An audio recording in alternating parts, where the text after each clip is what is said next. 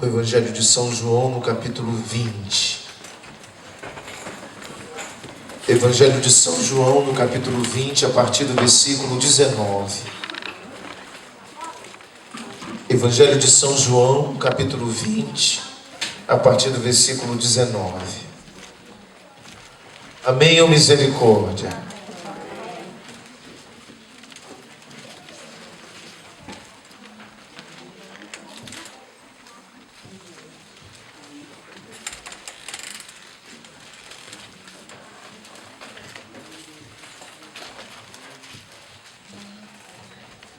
Amém? Vamos então ouvir atentamente essa palavra bonita de Deus aos nossos corações nessa noite. Na tarde do mesmo dia, que era o primeiro da semana, os discípulos tinham fechado as portas do lugar onde se achavam por medo dos judeus. Jesus veio e pôs-se no meio deles. Pôs-se no meio deles e disse-lhes ele: a paz esteja convosco.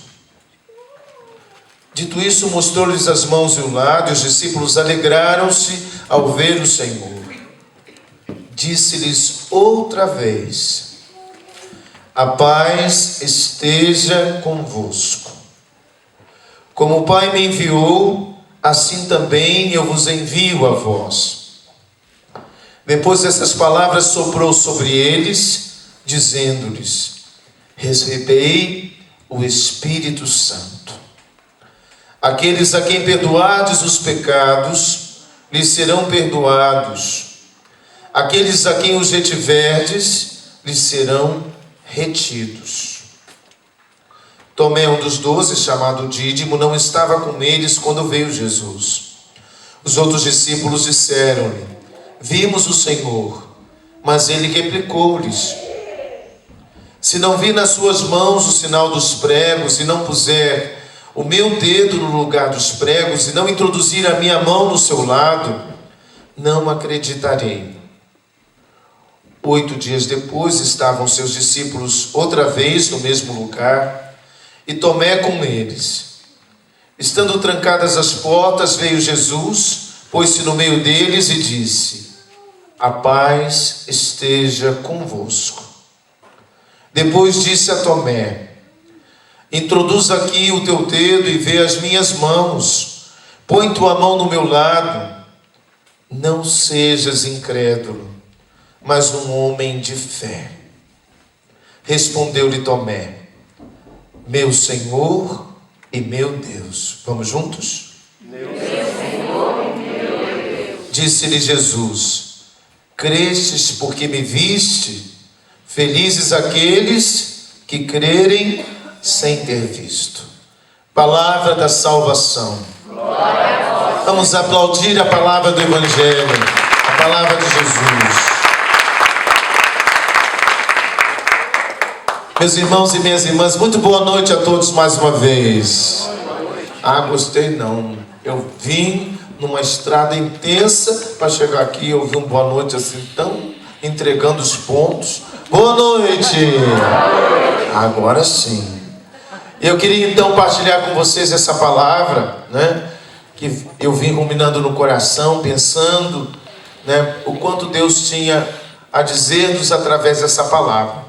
É um texto bastante conhecido de todos nós, mas muitos não sabem que é um texto clássico, reconhecido dentre os textos que nós temos da Bíblia como um dos textos mais especiais pneumatológicos. O que é um texto pneumatológico? É um texto que vai, nos apresentar toda essa ação fecunda do Espírito Santo. Imaginem, meus irmãos, o texto está sendo o encontro de Jesus ressuscitado com os discípulos. Pode segurar um minutinho, daqui a pouco já vou precisar de você. Vejam, esse texto, ele mostra que esse encontro com Jesus ressuscitado é alguma coisa muito especial. Por quê? Porque era um caminho para acreditar. Repitam. Caminho para acreditar. Pensem como estava o coração dos discípulos, um tanto confusos, né? Porque imaginem, a imagem forte que eles tinham gravada no coração era qual? Era a imagem da crucificação. Toda aquela experiência que eles assistiram, né? Do requinte da maldade, das zombarias, né? De um corpo completamente dilacerado por todas aquelas marcas de crueldade, de maldade, de ódio desmedido. Era isso que eles tinham. E agora Jesus sorrateiramente ia aparecendo no meio deles, e aparecia como quem quer gerar esperança, como quem quer nutri-los de esperança. E Jesus vai aparecendo. E é interessante, eu não sei se vocês perceberam, mas tem uma frase que ela se repete nesse texto mais de uma vez. Aliás, 3 vezes. Qual é? A paz. De novo. Às vezes a gente acha que a paz é apenas um sentimento bonito, né? É um sentimento belo, que às vezes a gente de alguma forma quer desejar ao coração do outro. E para nós a paz, muitas vezes, ela deixa de ser uma experiência concreta. Ela às vezes fica um pouco na abstração. Às vezes, quando a gente não sabe o que desejar, a gente quer desejar uma coisa bonitinha para o irmão, e a gente diz: ah, paz, meu irmão, né? Alegria, meu irmão, amor. Só que para nós cristãos, a paz é uma experiência concreta de cura. Porque a paz, para nós, na experiência do Evangelho, é pôr cada coisa em seu lugar. Repitam. Pôr cada coisa em seu lugar. E se você pensar bem, como é que estava o coração dos discípulos? Um pouco deslocados, um pouco desacertados. É ou não é verdade? Eles estavam ali perdidos, tanto que Tomé é aquele que externa, né? Porque tem sempre aquele que é mais transparente e acaba dizendo o que está sentindo. Mas alguns são mais caladinhos, é ou não é? Aqui, por exemplo, só de bater o olho em vocês eu vejo isso, né? Tem uns que são mais tímidos, são mais contidos, né? E alguns são mais extrovertidos, se deixar sobe até no teto, não é verdade? É da personalidade, é do jeito de cada um. E aí então, Tomé talvez, atenção, olhem para mim, Tomé talvez tenha sido a voz de muitos dos outros, que não tinham coragem de dizer o que ele disse, né? O que ele foi capaz de externar, de exprimir. Ele disse: ei, peraí, eu só vou acreditar se eu tocar nas chagas. E aí Jesus vai paulatinamente trabalhando o coração dos discípulos, e acontece a grande experiência. Jesus vai colocando cada coisa no seu lugar. Repitam. E por que eu digo isso? Porque entre eles deveria estar uma tristeza só. Porque você imagina quando as coisas estão caminhando para se acertar. Eu acho que todo mundo já passou isso. Você diz assim: a minha mãe tinha muito isso, né? Às vezes lá em casa o negócio ficava feio, parecia que tudo gerava desentendimento, briga, discórdia. E aí a gente sabia que de repente assim, tudo começou a dar uma melhorada, dar uma assentada, mas estava todo mundo pisando em ovos. Tipo assim, qualquer coisa pode, de repente, essa paz, né, ser ameaçada por uma palavra mal colocada. De repente alguém lá na cozinha se esbarra com o outro e diz: esse bife é meu. Pronto, já começou lá o telequete, né? Ou então um diz assim: você pegou a minha escova que estava lá no banheiro. Aí pronto, é o suficiente para estourar a Terceira Guerra Mundial, não é verdade? Então às vezes a nossa paz ela é um pouco superficial, forjada, um pouco nas aparências. E às vezes a gente vê que o caminho é exatamente o caminho para chegar aonde nós precisamos chegar. Porém, precisamos ter coragem de firmar convicções.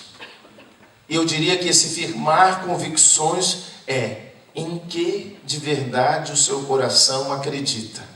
Olhem para mim. Em que de verdade o seu coração acredita. Por isso que a experiência de Tomé é uma experiência difícil, dolorosa, que a gente diz assim, poxa, por que ele não acreditou logo, né? Por que ele não se lançou na fé? Porque ele teve coragem de dizer isso, de externar a sua dúvida. Tem tantas pessoas que chegam nas confissões e dizem assim, poxa padre, eu duvidei. Eu digo, não tenha vergonha de você ter duvidado. Quantos dos grandes homens da Bíblia, dos grandes homens que marcaram a nossa história de fé, também duvidaram. Também tiveram seus momentos de incerteza, de dúvida, de angústia. Por exemplo, o profeta Elias, que chorou debaixo lá, né, do junípero, que pediu a morte. Moisés, né, que muitas vezes foi para a presença de Deus para dizer, não estou aguentando. Esse povo, ao mesmo tempo que é fiel a ti, em questão de segundos, eles já criam um bezerro de ouro ali, vão para a idolatria. Eu já não estou aguentando mais. É ou não é?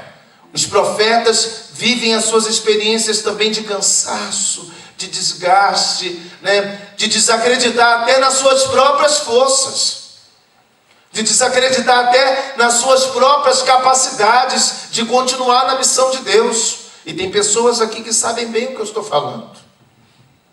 E aí é nessa hora que Deus precisa penetrar no fundo do nosso coração, tocar as nossas estruturas para colocar cada coisa no seu lugar. Repitam. Colocar cada coisa no seu lugar. E é isso que estava acontecendo. Jesus aparecia ressuscitado, se revelava para eles, se mostrava para eles, dizia exatamente o que ele era ali para eles, e ele ia consertando as relações. Muitos que possivelmente, né, encostaram o dedo no nariz do outro, dizendo o quê? Ah não, agora você está querendo se sentir forte para poder me julgar, mas você também fugiu, você também abandonou. Vocês acham que essas brigas não tiveram entre eles? Possivelmente muitas, porque eles estavam acertando os corações. Por isso, todas as vezes que Jesus aparecia, a primeira coisa que ele dizia era: de novo, a paz esteja convosco. Até que ele vai dizer uma palavra mais direta ainda, como fruto, atenção, olhem para mim, o fruto imediato da experiência desse encontro com o ressuscitado, a experiência mais concreta de estar próximo de Jesus é o quê? O perdão. Até você dizer assim, meu Deus, que coisa engraçada, Jesus dizer logo isso. Se esperava que ele dissesse tanta coisa, ele dissesse ali, olha, eu venci a morte. Olha, eu acabei de sair da dor da morte, do sofrimento. Não, a primeira coisa que ele diz é a paz esteja convosco, e depois ele diz, a quem perdoardes os pecados, serão perdoados. A quem os retiverdes, serão retidos. Por quê, meu irmão? Por que, minha irmã? Essas são as primeiras palavras do ressuscitado dirigido à igreja. Porque o perdão é a experiência mais poderosa de cura que pode acontecer no meio de nós. Pensa bem, o que é que um coração perdoado é capaz de viver de esperança. A pior coisa do mundo é você não ter esperança a respeito de você mesmo. Não é verdade? Imagine uma pessoa que já chega a se olhar, se analisar a partir da derrota, a partir do entregar os pontos e dizer, não há nada que possa me fazer ser uma pessoa melhor. Não há nada que possa me erguer dessa minha dificuldade, dessa minha dor, desse meu cansaço, dessa minha decepção, dessa minha tristeza, dessa minha angústia. Essa é uma sentença que muitas vezes nós damos a nós mesmos, é ou não é? E isso é o que, meus irmãos? Uma pessoa que se sente assim é uma pessoa fraca, mas tem um outro nome. Deprimida. É um sentimento que muitas vezes vai chegando de tal forma que a gente já nem tem mais vontade de viver. Quantas e quantas pessoas se veem assim, se aceitam assim, se acorrentam a esse pensar negativo sobre si mesmas. E aí nós pensamos, o que pode mudar isso? O que pode gerar esperança, senão o perdão? Eu errei, mas eu posso voltar. Eu caí, mas eu posso levantar. E aí é próprio Jesus que está dizendo, vocês serão portadores dessa esperança.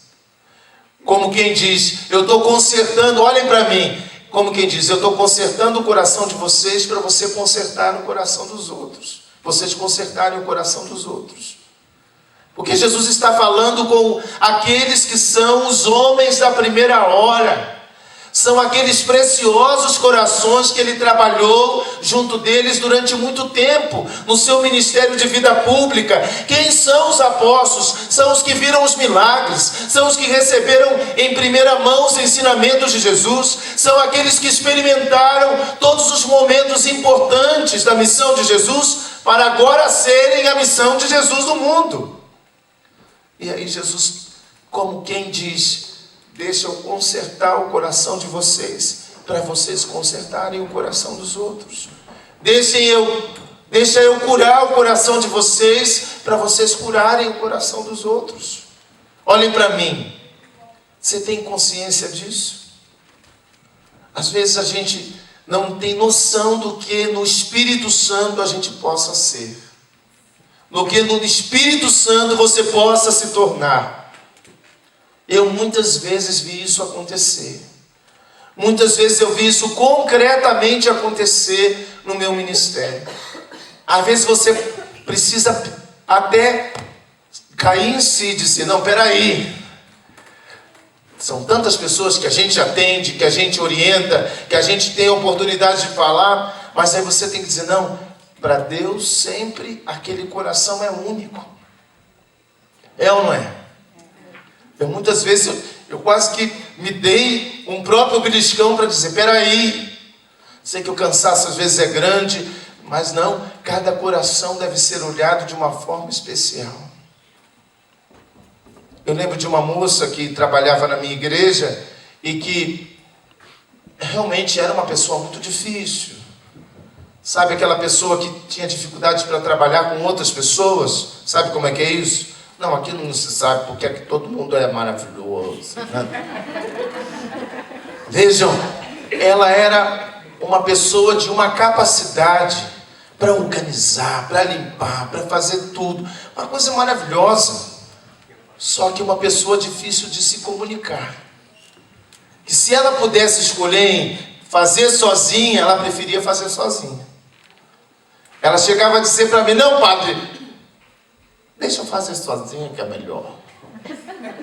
E por trás dessa fala significava ali alguma coisa que era difícil para ela e que se tornava difícil para os outros, né?